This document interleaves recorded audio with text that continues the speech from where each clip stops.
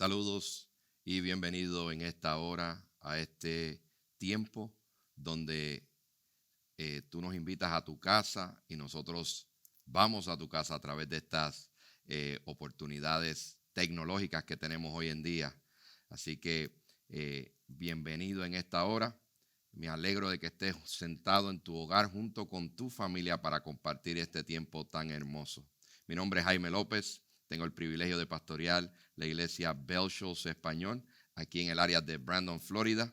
Así que quisiera en esta hora comenzar con una oración para así dar comienzo a este tiempo de estudio bíblico.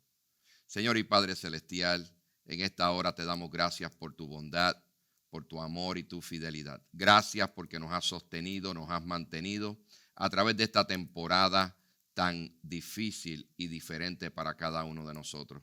Te pedimos en esta hora que tú te glorifiques a través de este estudio bíblico, que podamos crecer, aprender y entender, Dios del cielo, lo que tú tienes para nosotros hoy. Gracias te damos en el nombre de Cristo. Amén, amén y amén. Hoy quiero hablarte del Evangelio y cómo el Evangelio redime tu mente y la mía. Así que Jesús redime nuestra vida, redime nuestra mente y nuestro corazón. Y hoy quisiera enfocarme un poco en lo que podemos decir o hablar en relación a cómo Jesús y el Evangelio transforman nuestra mente. El cristianismo es una religión del corazón. La Biblia se refiere a la conversión como la circuncisión del corazón. Mira lo que dice Romanos 2:29. El verdadero judío lo es interiormente, y la circuncisión es la del corazón, la que realiza el Espíritu, no el mandamiento escrito. Al que es judío así, lo alaba a Dios y no la gente. Como creyentes, hablamos de invitar a Jesús a nuestros corazones. Jesús nos da un nuevo corazón para un nuevo comienzo. San Agustín o mejor conocido como San Agustín de Hipona, fue uno de los primeros teólogos cristianos, que era obispo en el norte de África y es visto como uno de los padres de la iglesia primitiva más importantes. Él dijo algo muy interesante: no has hecho para ti, oh Señor, y nuestros corazones, nos has hecho para ti, oh Señor, y nuestros corazones están inquietos hasta que encuentren descanso en ti. Todos los hijos e hijas tienen una gran canción centrada en esta cita: descanso en ti. Encontramos descanso solo en Jesucristo y nuestra conversión a Él. Nuestros corazones están satisfechos completamente. Y es importante que entendamos eso, no solamente completamente, sino eternamente, gracias a Cristo. Entonces disfrutamos de la paz interior que sentimos al adorar y acercarnos a Dios. Entonces, el Evangelio renueva nuestros corazones, pero también renueva nuestra mente. Sí, tu mente y la mía. Y más de lo que la mayoría de los cristianos creemos. Como cualquier otro aspecto de nuestras vidas, nuestras mentes están caídas, oscurecidas por causa del pecado y necesitan ser rescatadas, redimidas. El Evangelio hace esto exactamente. Pero quisiera hablarte un momento sobre el mayor mandamiento que el Señor nos ha dejado. El gran mandamiento incluye tu mente. En los relatos del Evangelio, los fariseos siempre trataban de atrapar a Jesús en preguntas aparentemente sin respuestas. Estas preguntas directas, aparentemente honestas, en realidad fueron intentos de hacer tropezar a Jesús con la esperanza de exponerlo como un fraude, pero no lo pudieron lograr. Los fariseos, haciéndose pasar por buscadores de la verdad para Jesús, intentaron usar preguntas capciosas. Una de esas preguntas involucraba el gran mandamiento. Los fariseos estaban fascinados con la ley, que siempre intentaban y por esta razón también deseaban mantenerla. Mientras lo hacían, cultivaron una pulida justicia propia y externa. Desde la perspectiva del espectador, ellos parecían gente justa. De la gente que los veía afuera, parecían justas. Yo creo que muchas veces nos pasa eso a nosotros. Si verdaderamente reflexionamos en nuestros corazones, muchas veces sentimos en nuestros corazones, ¿verdad? Cuando la gente nos mira y nos miran de afuera, que somos los mejores cristianos que hay en el barrio, ¿verdad? Que somos unos cristianos casi con alas para llegar al cielo, y la realidad es que cuando evalúan, ¿verdad? Y si conocieran la intimidad de nuestro hogar, probablemente no pensarían igual en muchos casos. Una de las preguntas en específico tenía la intención de hacer tropezar a Jesús, y fue planteada por un fariseo y se registra en múltiples relatos del Evangelio en relación con el mandamiento que debe de ser priorizado por encima de todos los demás, el que es más urgente y se debe guardar. Mateo 22, 34 al 38 dice de esta manera: los fariseos se reunieron al oír que Jesús había hecho callar a los saduceos. Uno de ellos, experto en la ley, le tendió una trampa con esta pregunta: Maestro, ¿cuál es el mandamiento más importante de la ley? Ama al Señor tu Dios con todo tu corazón, con todo tu ser y con toda tu mente. Le respondió Jesús: este es el primero y el más importante de los mandamientos. La respuesta de Jesús fue una síntesis de gran parte de la ley del Antiguo Testamento. Jesús dio prioridad a la persona interior del corazón. Al mismo tiempo nos llama a amar a Dios con toda nuestra mente. Los fariseos estudiaron celosamente la ley, reflexionando fanáticamente sobre su enseñanza. En otras palabras, la hablaron, la pusieron en su mente, pero nunca la internalizaron en su corazón. Lo leyeron, lo escribieron, lo recitaron, lo memorizaron, lo enseñaron y lo predicaron.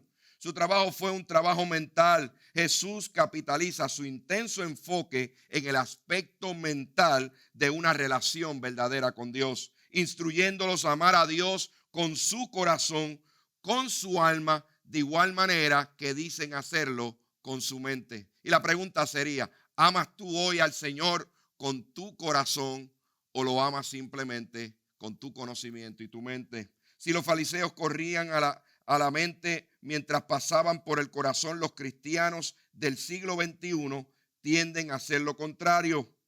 Tendemos a correr hacia el corazón evitando la mente. Entonces también hay un desbalance en esto, porque de la misma manera que los fariseos se enfocaban solamente en la área de afuera, en la mente, ¿verdad? De la misma manera hoy en día nosotros nos movemos muchas veces al otro extremo, que es ser totalmente emocionales y no tener ese balance espiritual que tanto necesitamos. Sin embargo, Jesús y toda la Escritura nos llama a glorificar a Dios con todas nuestras mentes y nuestros corazones. ¿Ves? Hay una combinación de ambos. Sin embargo, debido a nuestra naturaleza pecaminosa, la obediencia en particular necesita, ¿verdad? Requiere un esfuerzo significativo.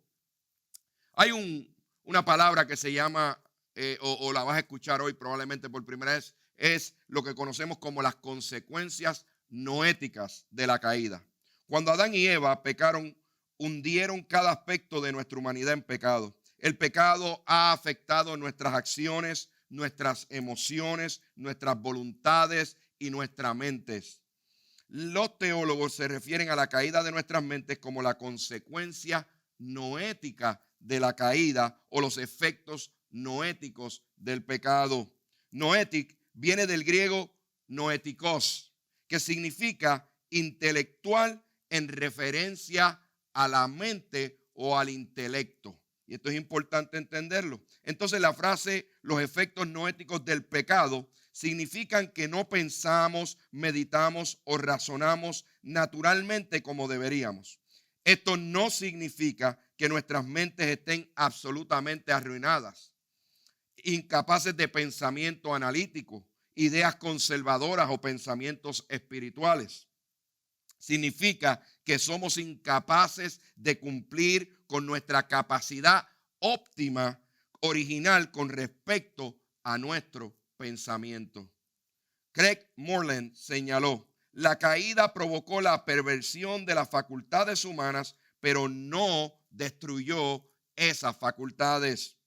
Y es importante que entendamos eso porque el razonamiento humano y las habilidades han sido afectadas, pero no han sido eliminadas.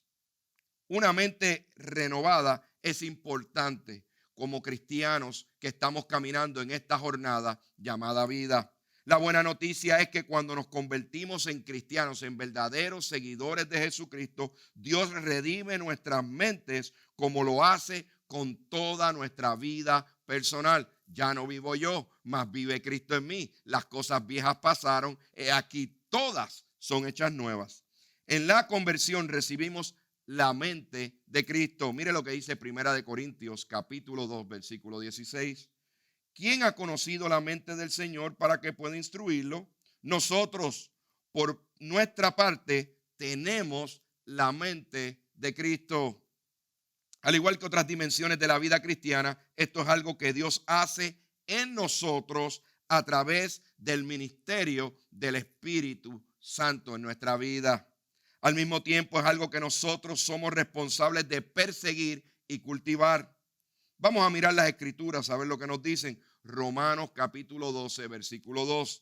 No se amolden al mundo actual, sino sean transformados mediante la renovación de su mente. Así podrán comprobar cuál es la voluntad de Dios, buena, agradable y perfecta. También Colosenses capítulo 3, versículos 2 al 4 nos dice: concentren su atención en las cosas de arriba, no en las de la tierra, pues ustedes han muerto y su vida está escondida en Cristo, en Dios.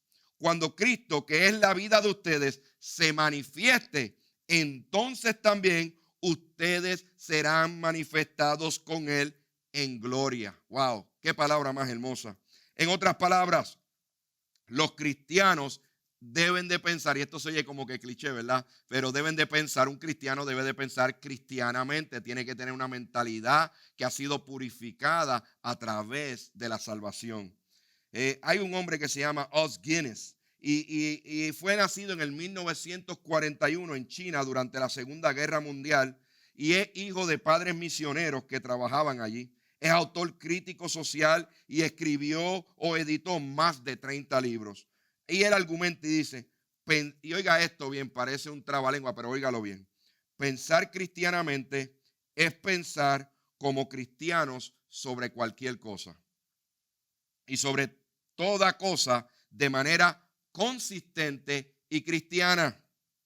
De una manera que es formada, dirigida y restringida por la verdad de la palabra de Dios y el Espíritu de Dios. ¿Cómo pensamos cristianamente? ¿Cómo lo logramos? ¿Cómo impacta el Evangelio nuestras mentes? ¿Cómo cultivamos una mente renovada con pensamientos, deliberaciones o consideraciones e ideas que honran completamente a Dios? Veamos tres dimensiones diferentes, pero que se refuerzan mutuamente para renovar así nuestras mentes. Lo primero es que necesitas llenar tu mente. El primer paso para renovar tu mente es la ingesta constante de la palabra de Dios.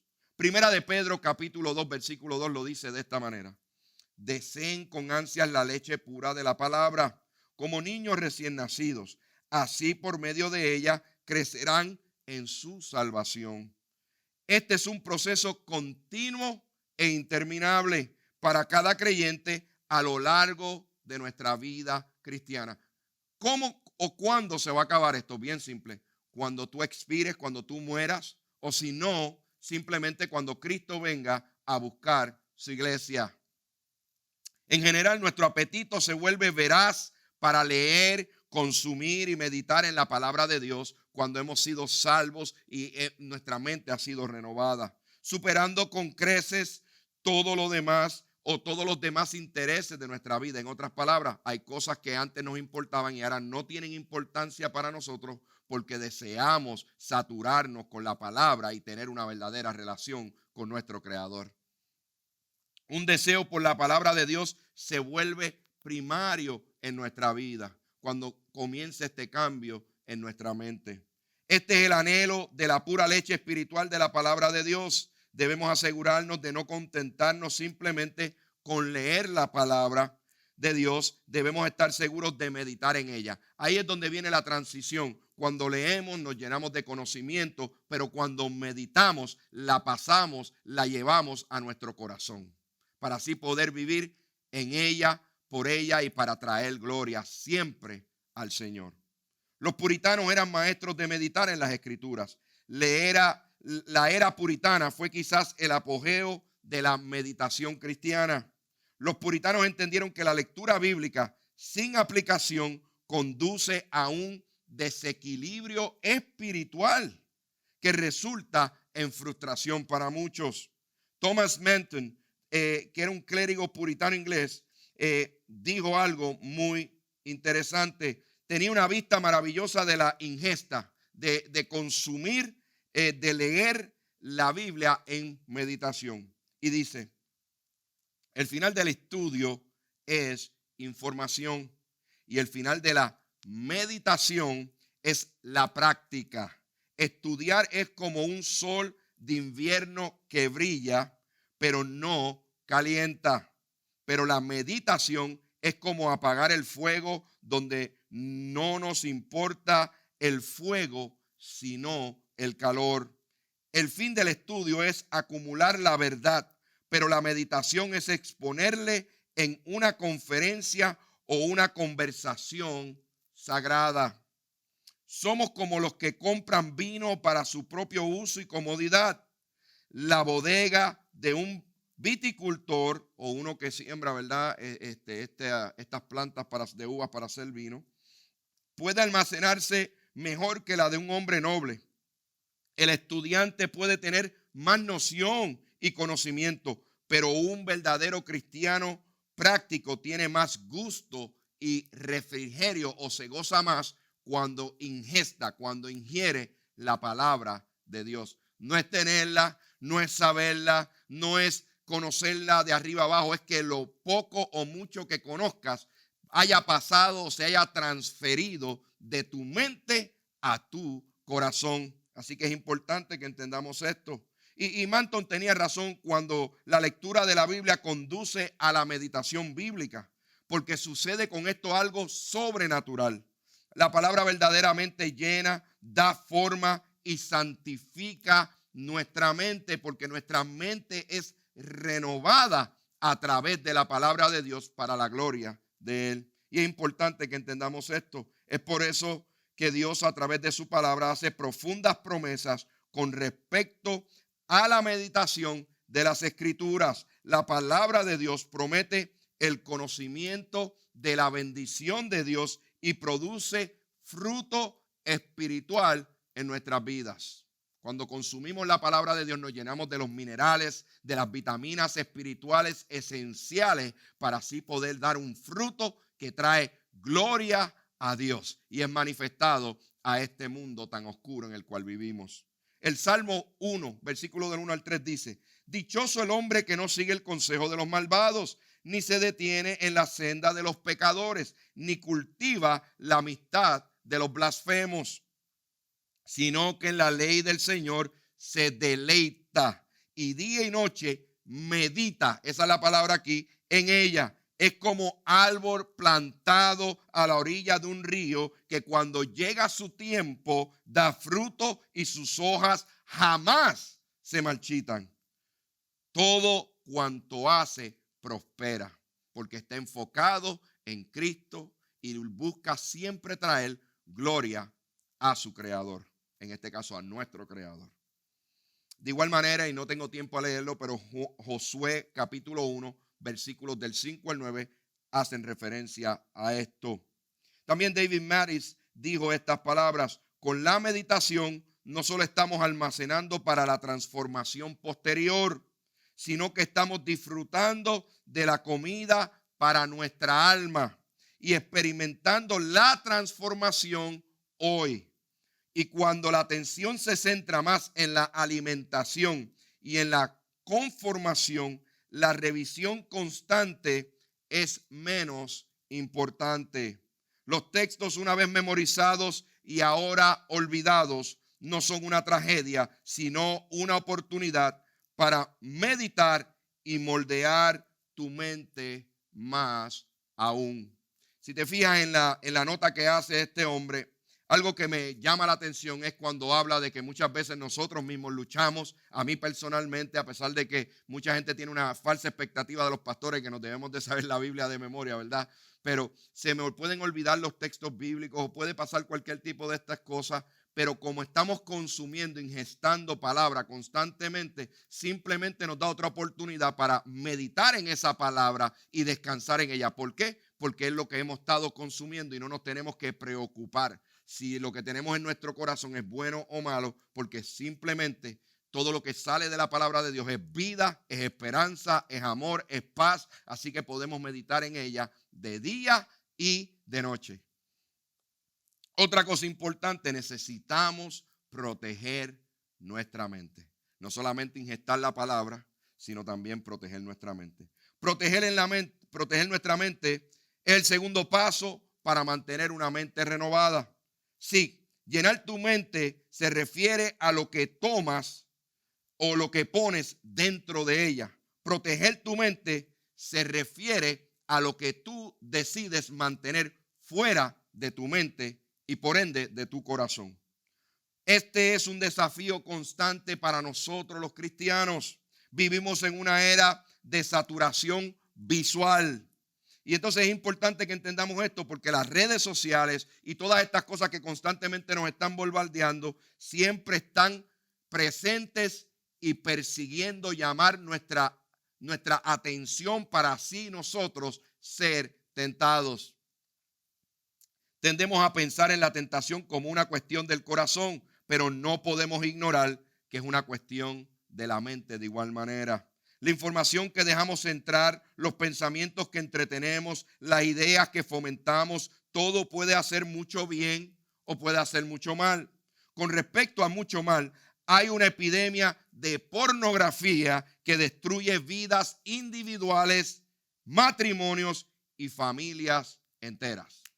Y esto no simplemente está hablando la pornografía, mucha gente pornografía y se enfocan en la figura de un hombre. No, esto está afectando a mujeres, a niños, a adultos, hombres y mujeres. Y está enfermando y está dañando y pudriendo las mentes y los corazones de estos. Mire unas estadísticas. Considere estas estadísticas relacionadas con la pornografía. Cada segundo, 28,258 usuarios están viendo pornografía en las redes sociales, en el internet. Cada segundo se gastan $3,075.64 en pornografía dentro de las redes del internet. Cada segundo 372 personas escriben la palabra adulto en los search engines, en los motores, en la línea de búsqueda de dentro del internet. 40 millones de estadounidenses visitan regularmente sitios pornográficos. El 35% de todas las descargas del internet están relacionadas con la palabra pornografía. El 25% de todas las consultas o búsquedas están relacionadas con la pornografía, o alrededor de 68 millones de consultas de búsqueda por día están enfocadas en este material. Sin embargo, como cristianos se nos instruye claramente algo. Mire lo que dice 2 de Corintios capítulo 10, versículo 5. Destruimos argumentos y toda altivez que se levanta contra el conocimiento de Dios y llevamos cautivo todo pensamiento para que se someta a Cristo. Estas son palabras que nos deben de llenar de esperanza en este tiempo, donde podemos descansar en el Señor y que cada situación, cada pensamiento que hay en nuestra mente que trata de bombardear y de sabotear el plan perfecto de Dios para tu vida, puede ser llevado cautivo para que se someta a Cristo. Protegemos nuestras mentes no solo por lo que mantenemos fuera, sino por lo que elegimos que viva en nosotros. No solamente obviamos o sacamos o no buscamos meter esta basura en nuestra mente, sino más aún también nos protegemos, ¿verdad?, de lo que ya tenemos dentro de nuestro corazón. Lo que determinamos pensar es en muchos sentidos determinante para nuestras vidas espirituales. Pablo nos exhorta en Filipenses 4:8. Por último, hermanos, consideren bien todo lo verdadero, todo lo respetable, todo lo justo, todo lo puro, todo lo amable, todo lo digno de admiración, en fin, todo lo que sea excelente y merezca elogio. En esto pensad, o mejor dicho, meditar. John Bloom hace una observación en el artículo Cómo volver a encaminar tu mente. Y mire lo que él considera: la mente debe de ser dirigida. Si queremos ser felices, nuestra confianza debe de estar enfocada en el destino correcto. Y ese destino donde único tú lo puedes encontrar, donde único yo lo encontré, fue en la persona de Cristo Jesús. Hay otra cosa importante: necesitas enmarcar tu mente. No solo debemos llenar nuestras mentes y proteger nuestras mentes, también debemos enmarcar nuestras mentes. Enmarcar nuestras mentes es el tercer paso para mantener una mente renovada que busca agradar a Dios. Debemos cultivar intencionalmente una perspectiva o paradigma bíblico. En otras palabras, un modelo, un patrón o un marco que contiene una forma de pensar y una metodología a través del cual vemos e interpretamos el mundo. La palabra que se utiliza es cosmovisión. Cómo nosotros interpretamos y vemos el mundo a través de estos ojos. Por eso necesitamos la mente de Cristo, para que cuando nosotros miremos a este mundo entendamos que vivimos en este mundo, pero no somos de este mundo.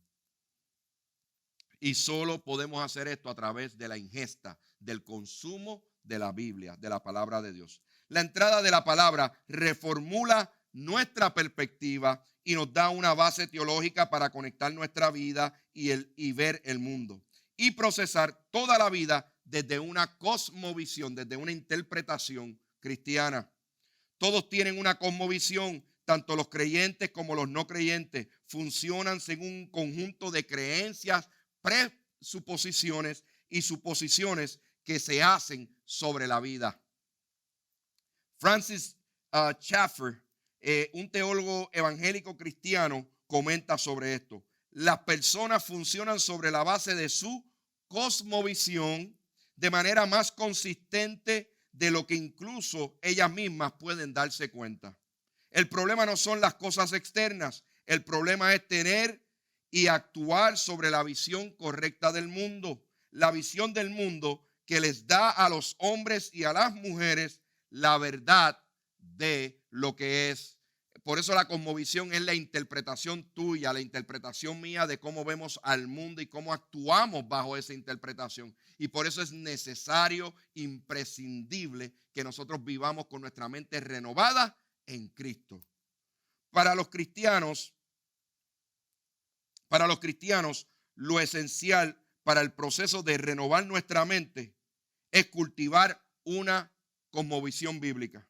Y eso lo vimos ahorita en Romanos capítulo 12, versículos 1 y 2. Es por eso que entrenamos nuestras mentes para pensar bíblicamente sobre grandes realidades y principios que moldean la vida, como la creación, la existencia humana, las relaciones humanas, la sexualidad humana, la vida futura, junto con cualquier otro punto de contacto y de la formación intelectual. En conclusión, debemos recordar que el cristiano es una religión del corazón y de la mente. Necesita haber un balance en ambas. Debemos entender que la renovación de nuestra mente nos lleva a ser una persona renovada en Cristo, por Cristo y para la gloria de Dios, afectando nuestra persona en su totalidad. Cuando renovamos nuestra mente en Cristo, toda nuestra persona tiene que cambiar. La mente es alimentar y dar forma al corazón. Y es importante que entiendas esto. La mente es alimentar y dar forma al corazón. John Piper escribe esto: si una persona no se mueve de un entendimiento intelectual de Dios y de un pensamiento correcto acerca de Dios, a un abrazo emocional de Dios, no ha amado a Dios con su mente. La mente aún no ha amado hasta la entrega de sus pensamientos a las emociones donde se abrazan.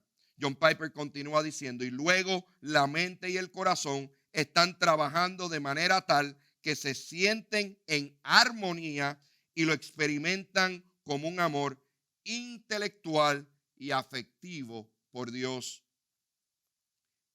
Que esto sea cierto para tu vida y para la mía siempre.